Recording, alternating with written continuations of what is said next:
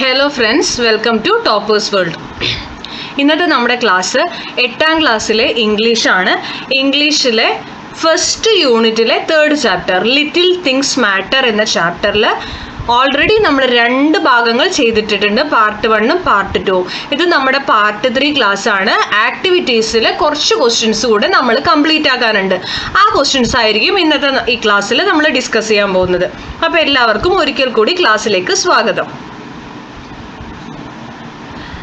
Let's analyze the first activity. Activity 1. Read the following passages. In the course of their journey, Granny and Mani witnessed a landslide. This caused them some discomfort and inconvenience. Natural disasters may sometimes be the result of human activities. Don't you agree? If we care for nature, nature will surely protect us. Granny's eyesight was growing steadily weaker.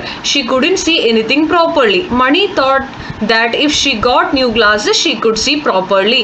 അപ്പോൾ ഇവിടെ നമുക്ക് first നമ്മുടെ chapter ഉണ്ടല്ലോ, long walk with granny എന്നുള്ള ചാപ്റ്ററിൽ ഒരു ഇതാണ് തന്നിരിക്കുന്നത്. പക്ഷെ ഇത് ഗ്രാമർ പോർഷനിൽ വരുന്ന ക്വസ്റ്റ്യൻ ആണ് കേട്ടോ. അപ്പോൾ നമ്മുടെ ക്വസ്റ്റ്യൻ എന്താണെന്ന് നമുക്ക് നോക്കാം. Write the highlighted sentences of the passages above in the space given. നമുക്ക് ഇതിൽ ഹൈലൈറ്റഡ് ഈ ബോൾഡ് ആയിട്ടുള്ള ബ്ലാക്ക് ലെറ്റേഴ്സിൽ കാണുന്നത് കണ്ടോ, അതാണ് ഹൈലൈറ്റഡ് ലെറ്റേഴ്സ്. അത് എഴുതാൻ പറഞ്ഞിട്ടുണ്ട്. നമുക്ക് ആദ്യം അത് എടുത്ത് എഴുതാം. If we care for nature, nature will surely protect us. അടുത്തത് if she got new glasses, she could see properly. So ഇവിടെ 2 പാർട്ട് ഉണ്ട്. ഈ കോമയ്ക്ക് മുമ്പ് ഉള്ള ഒരു പാർട്ടും കോമയ്ക്ക് ശേഷമുള്ള ഒരു പാർട്ടും ഉണ്ട്. ഓക്കെ, അപ്പോൾ ഇതിൽ കോമയ്ക്ക് മുൻപ് വരുന്ന ഈ പാർട്ടിനെ ഇഫ് ക്ലോസ് എന്നാണ് പറയുക. ഈ ഭാഗം കേട്ടോ, ഈ ഭാഗം ഇഫ് ക്ലോസും ഈ ഭാഗം മെയിൻ ക്ലോസും ആണ്. ഇതിൽ one part of the given sentence expresses a condition and the other its consequence. Okay, now note the conditions and the consequences and write them in the table. ഒരു ഇതിൽ 2 പാർട്ട് ഉണ്ട്. ഒരു ഭാഗം ഇതിലെ കണ്ടീഷനും ഒരു ഭാഗം കോൺസിക്വൻസും ആണെന്നാണ് പറയുന്നത്. കണ്ടീഷൻ എന്താ? ആദ്യത്തെ if we care for nature, നമ്മൾ പ്രകൃതിനെ കെയർ ചെയ്താൽ nature will surely protect us. പ്രകൃതി നമ്മളെ ഷുവറായിട്ടും പ്രൊട്ടക്ട് ചെയ്യും. അടുത്ത condition if she got herself new glasses, അവർക്ക് പുതിയ ഗ്ലാസസ് കിട്ടിയാൽ she could see properly, അവർക്ക് നേരെ കാണാൻ പറ്റും. Okay, discuss the differences in meaning between the 2 sentence. എന്താണ് ഇവിടെ? if we care for nature, nature will surely protect us എന്നാണ്. പ്രൊട്ടക്ട് അസ് ആണ്. ഇത് ടൈപ്പ് 1 കണ്ടീഷണലാണ്. നമ്മൾ ഗ്രാമറിൽ ടൈപ്പ് 1, ടൈപ്പ് 2, ടൈപ്പ് 3 എന്ന് പറഞ്ഞിട്ട് 3 കണ്ടീഷണൽ ക്ലോസ് വരുന്നുണ്ട് ഇംഗ്ലീഷ് ഗ്രാമറിൽ. അതിൽ ടൈപ്പ് 1 കണ്ടീഷനാണ് ആദ്യം തന്നിരിക്കുന്നത്. This sentence expresses a possible or probable situation and it is likely consequence. It suggest a direct and expected outcome if the condition is met. അടുത്ത കണ്ടീഷൻ എന്ന് പറയുന്നത് if she got herself new glass she could see properly എന്നാണ്. ഇത് type 2 conditional ആണ്. This sentence expresses an improbable, unreal or imaginary situation ആണ്. ഒരു imaginary situation ആണ്, അതായത് കാണാൻ പറ്റുമായിരിക്കും എന്നുള്ള ഒരു ലെവലിലാണ് പറയുന്നത്. It implies that getting new glasses is an unlikely event and the ability to see better is a potential outcome in that imaginary scenario. അത് കിട്ടിയാൽ കാണാൻ കഴിയും എന്നുള്ളതാണ് പറയുന്നത്.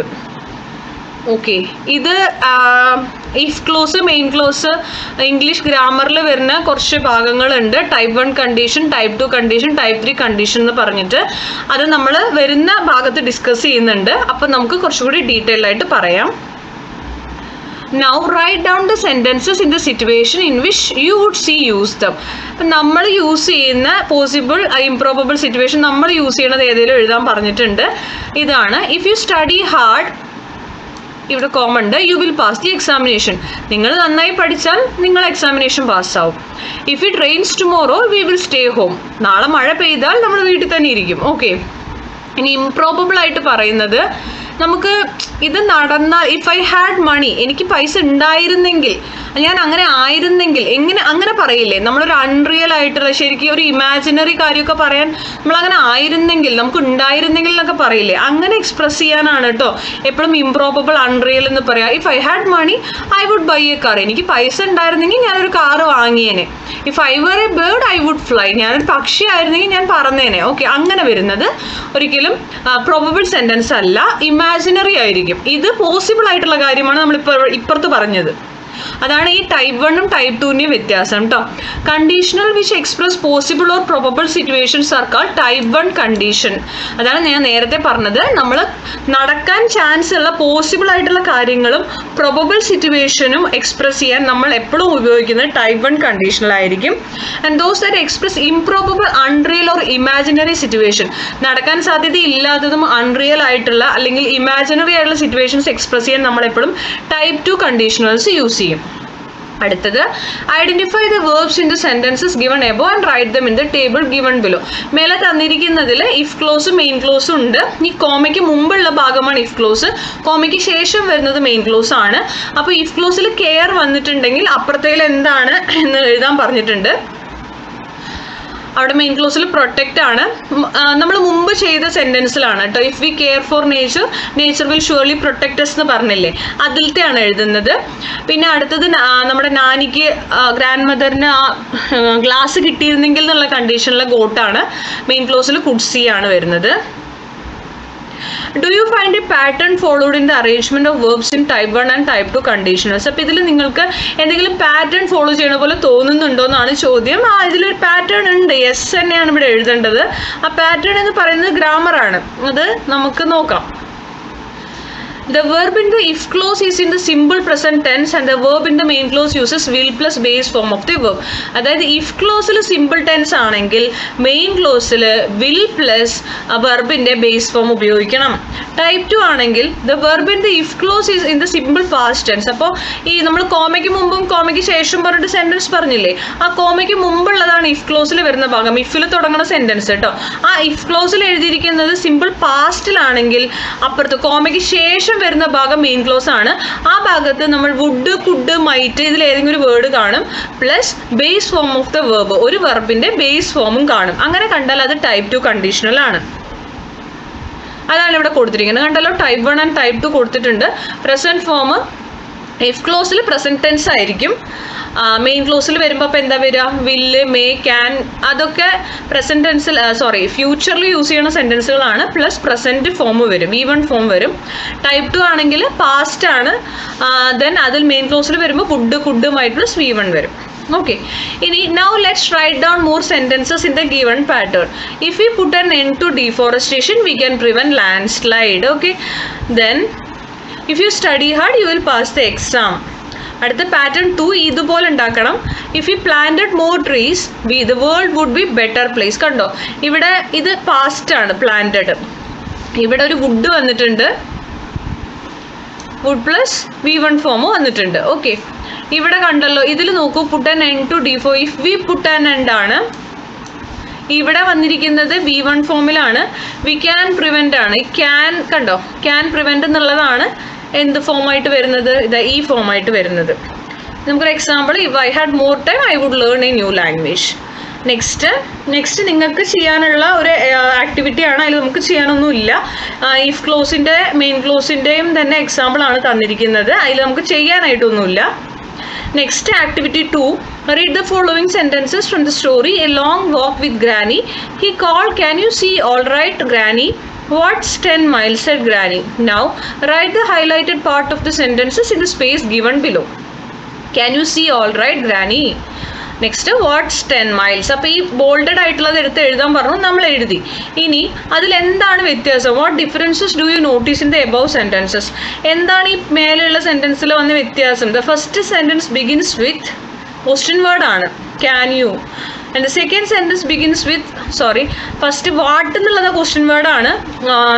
സെക്കൻഡ് സെൻറ്റൻസ് ആണ് ഇതിൽ വന്നിരിക്കുന്നത്, ബിഗിൻ ചെയ്തിരിക്കുന്നത്. Can you see all right എന്ന് പറയുന്നതാണ് ഓക്സിലറി വെർബ് കേട്ടോ. അപ്പോൾ തിരിച്ചാണ്. അപ്പോൾ വാട്ടാണ് ഇവിടെ ക്വസ്റ്റ്യൻ വേർഡ്, ക്യാൻ ആണ് ഓക്സിലറി വെർബ്. അപ്പോൾ എപ്പോഴും ഈ WH എന്ന് പറയുന്നതിൽ വാട്ട്, ഹൂ ഇങ്ങനെയൊക്കെ ആരംഭിക്കുന്നതെല്ലാം ക്വസ്റ്റ്യൻ വേർഡുകളായിരിക്കും.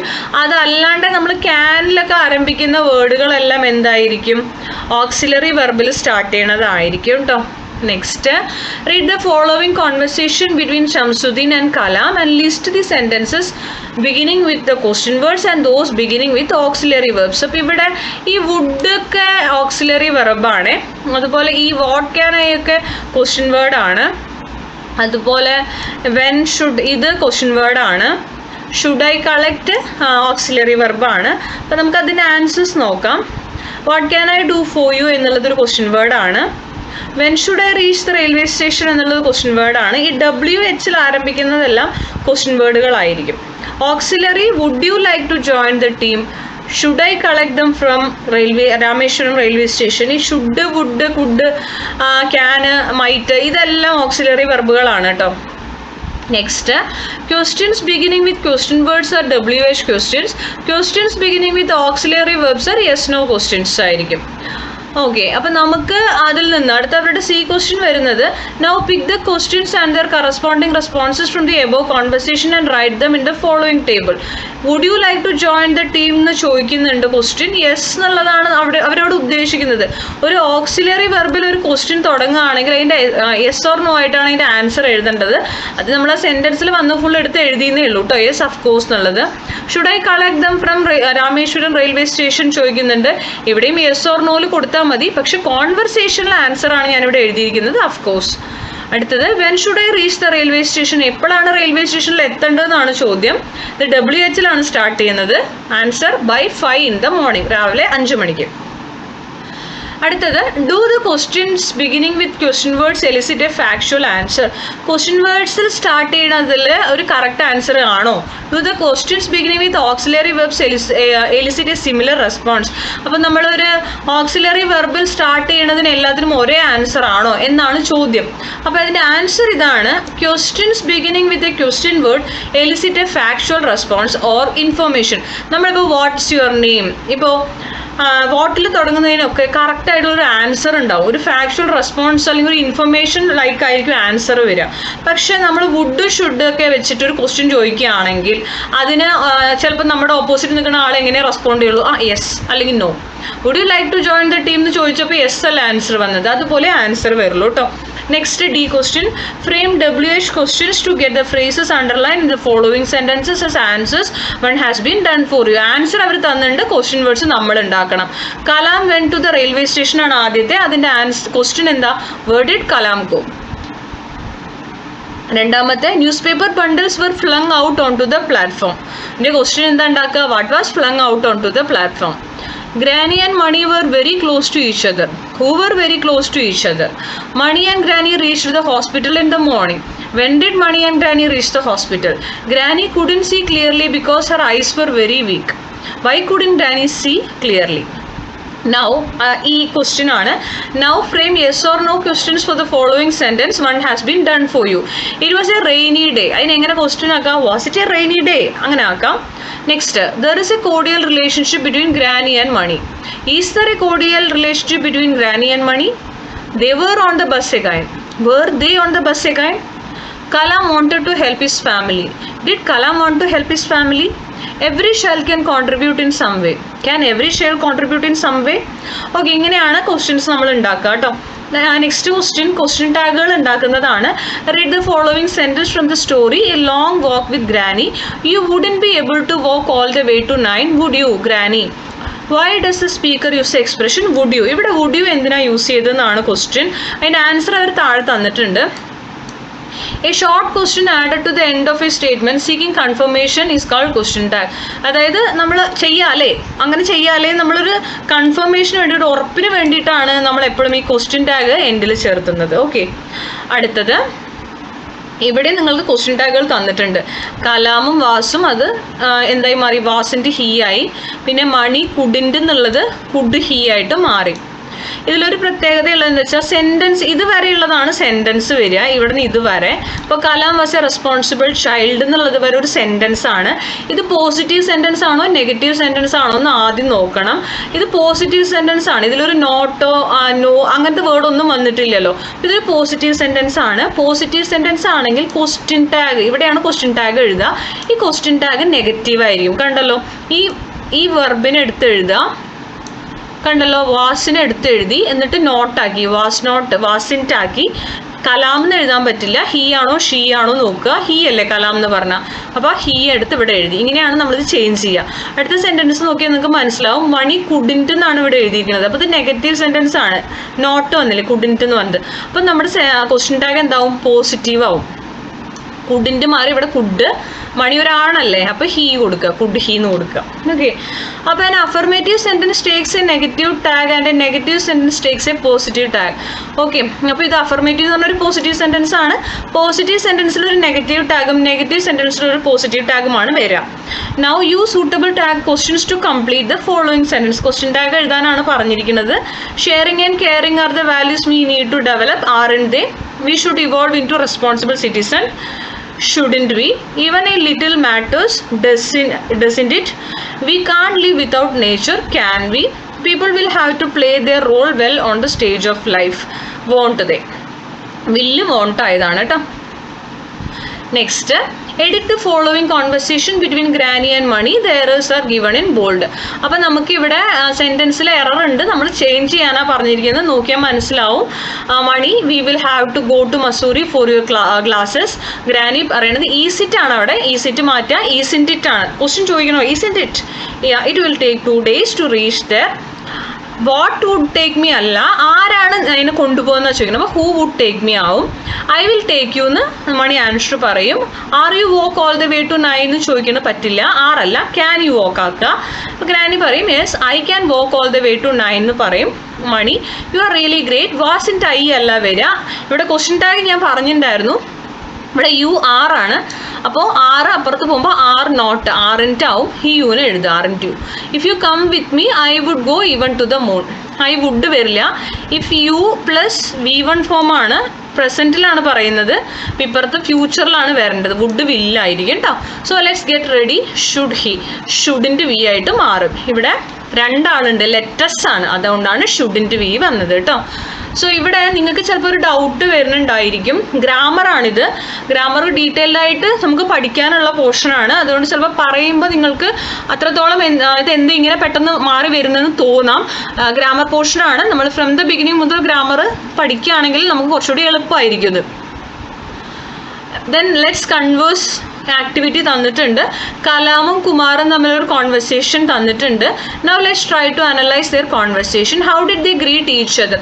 പരസ്പരം അവർ ഗ്രീറ്റ് ചെയ്യണത് എങ്ങനെയാണ്? By using the expression like hello പറയുന്നുണ്ട് ഇവിടെ, പിന്നെ ഗുഡ് മോർണിംഗ് പറയുന്നുണ്ട്, ഹൗ ആർ യു ചോദിക്കുന്നുണ്ട് അല്ലേ. ഓക്കെ, ഇതുപോലെ നിങ്ങൾ ഗ്രീറ്റിംഗ്സ് വേർഡ്സും റെസ്പോൺസസും എഴുതുക കേട്ടോ. ഇതിലിവിടെ 2-3 തന്നിട്ടുണ്ട്. Hi hello. അപ്പം നമുക്ക് നമ്മളൊരാളോട് ഹായ് ഹലോ പറഞ്ഞാൽ ചിലപ്പോൾ തിരിച്ചും ഹായ് ഹലോ റെസ്പോൺസ് കിട്ടും. നമ്മളൊരാളോട് ഗുഡ് മോർണിംഗ് ഗുഡ് ആഫ്റ്റർനൂൺ ഒക്കെ പറഞ്ഞാൽ തിരിച്ചും ഗുഡ് മോർണിംഗ് ഗുഡ് ആഫ്റ്റർനൂൺ ഒക്കെ തന്നെ ആയിരിക്കും തിരിച്ചവർ പറയുക. ബട്ട് നമ്മളൊരാളോട് ഹൗ ആർ യു ചോദിച്ചാൽ അവർ പറയുന്നത് എന്താ? I am fine, thank you, okay, thank you, thanks എന്നൊക്കെ പറയും അല്ലേ. നെക്സ്റ്റ്, ലെറ്റ്സ് ടീം അപ്പ് എന്ന് പറഞ്ഞൊരു ഗ്രൂപ്പ് പ്രൊജക്റ്റ് തന്നിട്ടുണ്ട്. ഇത് ഒരു യാത്ര പോയതിൻ്റെ ഒരു എക്സ്പീരിയൻസ് എഴുതിയിരിക്കുന്നതാണ്. What do you call this kind of writing? ഇങ്ങനെയുള്ള റൈറ്റിങ്ങിനെ നിങ്ങൾ എന്ത് വിളിക്കും എന്ന് ചോദിച്ചിട്ടുണ്ട്. ഇത് ജേർണൽ ആണെന്നാണ് പറയുന്നത്. This is the page of A journal in which the memories and reflections of A journey R recorded.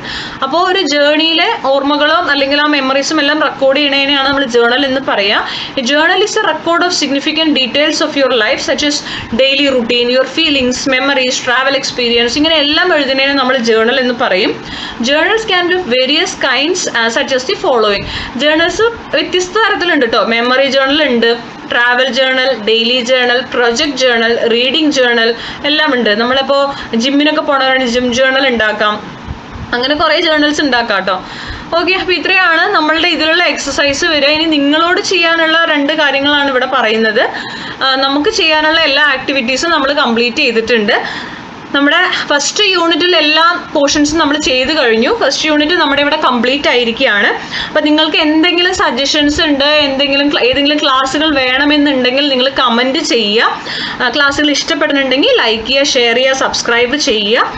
Thank you for watching.